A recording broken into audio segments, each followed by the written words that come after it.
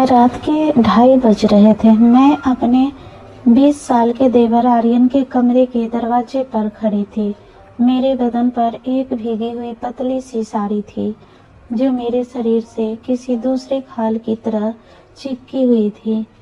मेरे बाल खुले थे और उसने उनसे पानी टपक कर मेरी कमर पर गिर रहा था। जो मैं करने जा रही थी वो पाप था, घोर पाप, लेकिन मेरे पास अब और कोई रास्ता नहीं बचा था। मैंने धीरे से दरवाजा ढकेला। पुरानी शंकल ने एक हल्की सी आवाज की। सामने चारपाई पर आर्यन सो रहा था, बेखबर, मासूम। उसने चादर ओढ़ रखी थी। मैं दबे पांव अंदर गई और दरवाजे की कुंडी लगा दी। अंधेरे में मेरी सांसों की आवाज मुझे खुद सुनाई दे रही थी। मैं धीरे धीरे उसकी चारपाई की तरफ बढ़ी। मैं उसके सिरहाने बैठ गई। मैंने अपना कांपता हुआ हाथ उसके चेहरे के करीब किया। उसकी गर्म सांसें मेरी हथेली पर लग रही थी। उस गर्मी ने मेरे ठंडे पड़े शरीर में एक अजीब सी आग लगा दी। मैंने अपनी साड़ी का पल्लू गिरा दिया। आर्यन, मैंने फुसफुसाते हुए उसके माथे पर हाथ रखा। वो हड़बड़ा कर जागा। भाभी, अब उसने मुझे देखा। मेरी उस हालत को देखा, भीगी हुई साड़ी, खुला बदन और आंखों में एक ऐसी प्यास जो शायद उसने कभी किसी औरत की आंखों में नहीं देखी थी। भाभी, क्या है? आप इस वक्त वो पीछे खिसका। मैं उस पर झुक गई, फिर भी बोला, आर्यन, कोई सुन लेगा। पर भाभी, यह गलत है। मैंने उसकी बात काटते हुए अपनी उंगली उसके होठों पर रख दी। आज रात मैं तुम्हारी भाभी नहीं हूँ।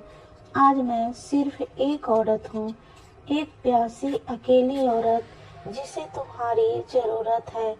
मैंने उसका हाथ पकड़कर अपने सीने पर रख लिया। महसूस करो इसे आर्यन, यह दिल कैसे तड़प रहा है तुम्हारे लिए। क्या तुम इसे शांत नहीं करोगे? उसका विरोध पिघलने लगा था। उसकी आंखों में भी अब वो नशा चढ़ने लगा था जो मैं चाहती थी। पर दोस्तों, आप सोच रहे होंगे कि एक विधवा भाभी अपने ही देवर के साथ ऐसा क्यों कर रही है। क्या मैं सचमुच इतनी गिर गई थी, या इस बंद कमरे के पीछे कोई ऐसा राज था जिसे जानने के लिए मैंने अपनी इज्जत का सौदा किया था। इस पाप की शुरुआत जानने के लिए आपको मेरे साथ 3 महीने पीछे चलना होगा। उस दिन जब आर्यन पहली बार इस हवेली की चौखट पर आया था। मेरा नाम सावित्री है।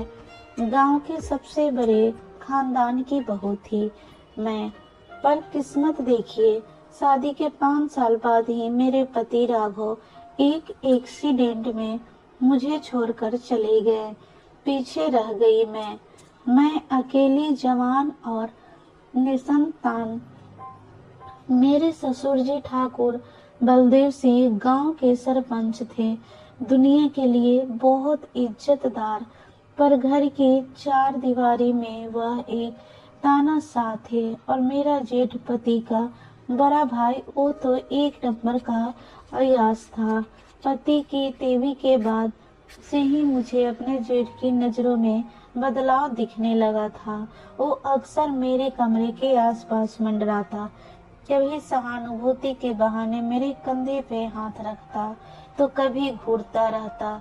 चिंता मत करो सावित्री, राघव गया तो क्या हुआ, मैं हूं ना, कहता। पर उसकी आंखों की चमक मुझे नोच रही थी। मुझे समझ आ गया था कि यह लोग मुझे घर से नहीं निकालेंगे, बल्कि मुझे घर की रखैल बनाकर रखेंगे।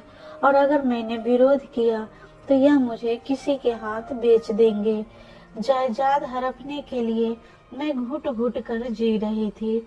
मुझे एक सहारे की जरूरत थी, एक ऐसे मर्द कि जो इस घर में मेरे साथ खड़ा हो सके। तभी आर्यन आया। आर्यन मेरे पति के दूर का चचेरा भाई था। शहर में पढ़ाई कर रहा था, पर छुट्टियों में गांव आया था अपनी खेती बाड़ी संभालने।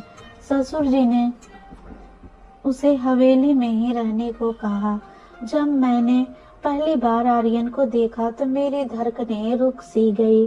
20 से 21 साल का वो लड़का, लंबा गठीला बदन, चेहरे पर वो शहर वाली चमक और आंखों में एक अजीब सी मासूमियत। वो मुझे देखकर झुका और मेरे पैरों छुए। प्रणाम भाभी। मेरे दिमाग में एक ख्याल आया, एक बहुत ही खतरनाक ख्याल। मैंने सोचा यह लड़का, यही मेरी ढाल बन सकता है। अगर मैंने इसे अपने वश में कर लिया, अगर मैंने इसे अपना दीवाना बना लिया, तो यह मेरे लिए दुनिया से लड़ जाएगा। यह मुझे उन गिद्धों से बचा लेगा।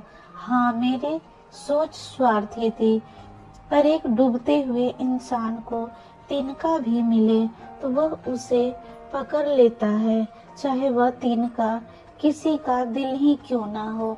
मैंने फैसला कर लिया, मुझे आर्यन को जीतना था, दिल से नहीं जिस्म से, क्योंकि जवान लड़कों को दिल का रास्ता जिस्म से होकर ही समझ आता है। मैंने आर्यन पर डोरे डालने शुरू किए, बहुत धीरे धीरे, बहुत संभल कर। आर्यन को बहुत जल्दी उठकर कसरत करने की आदत थी। वो आंगन में दंड बैठक लगाता, मैं रसोई की खिड़की से उसे देखती रहती।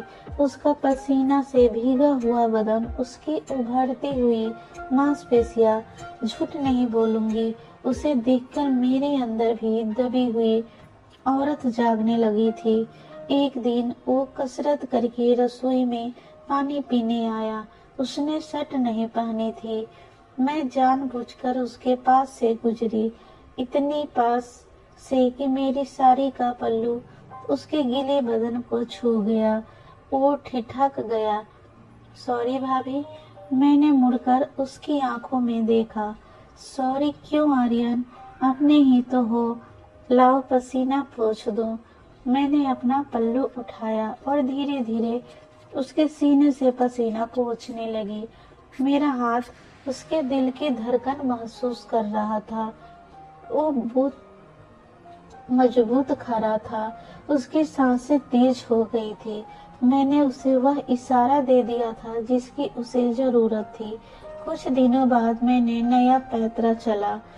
रात को मैंने आर्यन के कमरे के बाहर आवाज दी। आर्यन सो गए क्या? वो बाहर आया। नहीं भाभी, कुछ चाहिए? मैंने चेहरे पर दर्द का भाव लाया। वो पंखा साफ करते हुए कमरे में मूंछ आ गई। बहुत दर्द हो रहा है, बाम लगा दोगे? वो झिझका। मैं भाभी, मैं काकी को बुला देता हूँ, काकी सो गई हैं, मैं बोली। क्या भाभी को तड़पता छोड़ दोगे? मैंने उसे इमोशनली फंसाया। वो मान गया। मेरे कमर में मैंने बिस्तर पर लेटकर अपनी पीठ उखाड़ दी। आर्यन के हाथ कांप रहे थे। जैसे ही उसकी उंगलियां मेरी कमर पे लगी, मेरे मुंह से एक सिसकी निकल गई। थोड़ा और नीचे आर्यन। हाँ, गहरी सांस लेने की आवाज, अचानक जोर से सांस लेने की आवाज। वही मैं जानबूझकर ऐसी आवाजें निकाल रही थी जो उसे पागल कर दे। मैं महसूस कर सकती थी कि उसके हाथ अब सिर्फ इलाज नहीं कर रहे थे, वो महसूस कर रहे थे। वो भी बहक रहा था। एक दो बार वो कहीं जाने के लिए तैयार हो रहा था। मैं उसके कमरे में गई। वो शर्ट पहन रहा था। रुको, यह बटन ढीला है, मैंने कहा, और उसके बिल्कुल करीब जाकर खड़ी हो गई।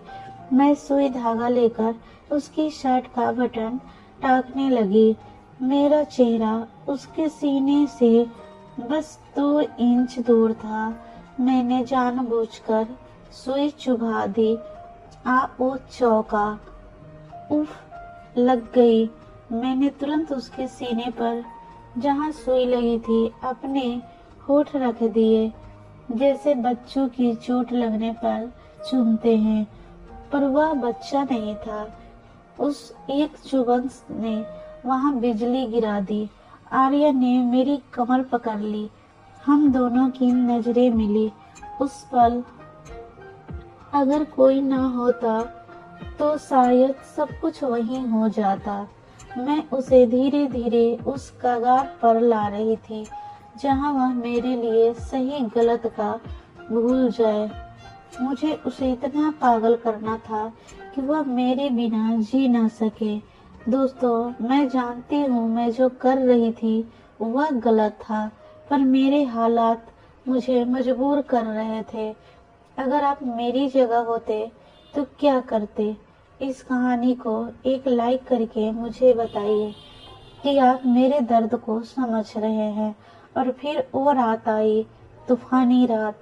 उस शाम मुझे पता चला कि मेरे ससुर जी ने मेरी शादी गांव के एक 55 साल के शराबी विधुर बहुत सारी जमीन देने वाले को तैयार था। मेरे पास वक्त नहीं था। मुझे आज रात ही आर्यन को अपना बनाना था, ताकि कल जब वो लोग फैसला सुनाए तो आर्यन बड़ा होकर कह सके कि सावित्री मेरी है। मैं बारिश में भीगती हुई उसके कमरे में गई, जैसे शुरुआत में बताया था। मैं उसके बिस्तर पर थी। आर्यन पूरी तरह पिघल चुका था। उसका संयम टूट चुका था। उसने मुझे अपनी बाहों में कस लिया। भाभी, मैं आपको बहुत चाहता हूँ, वो बड़बड़ाया। उसने मुझे बिस्तर पर लेटाया। वो मेरे ऊपर झुक गया। उसकी सांसें, उसकी गर्मी, सब कुछ मुझे घेर रहा था। मुझे जीतना था। मुझे बस एक बार उसके साथ यह रिश्ता बनाना था, फिर वह मेरा गुलाम हो जाता। उसने मेरा ब्लाउज छूने के लिए हाथ बढ़ाया, लेकिन तभी बिजली करके और उस रोशनी में मैंने आर्यन की आंखों में देखा। वहाँ हवस थी, हाँ थी, पर वहाँ एक और चीज थी, भरोसा। वो मुझे भाभी कहता। उसने मुझे अपने भाई की अमानत समझा था। आज मेरी वजह से, मेरे उकसाने की वजह से वो अपनी ही नजरों में गिर रहा था। अचानक मेरा दिल कांप गया। मैं यह क्या कर रही हूँ? अपनी जान बचाने के लिए मैं इस मासूम लड़के की आत्मा मार रही हूँ। मैं इसे भी उन गिद्धों जैसा बना रही हूँ। अगर इसने मेरे साथ संबंध बना ली तो क्या यह मेरी इज्जत करेगा? नहीं, यह मुझे भी उपभोग की वस्तु समझेगा। रुको, मैंने उसे धक्का दिया। क्या हुआ सावित्री? उसने पहली बार मेरा नाम लिया। मैं उठकर बैठ गई। मैंने अपनी साड़ी ठीक की। मैं फूट फूट कर रोने लगी। मुझे माफ कर दो आर्यन, मुझे माफ कर दो। आर्यन हैरान था। भाभी, मैं तुम्हें प्यार नहीं करती।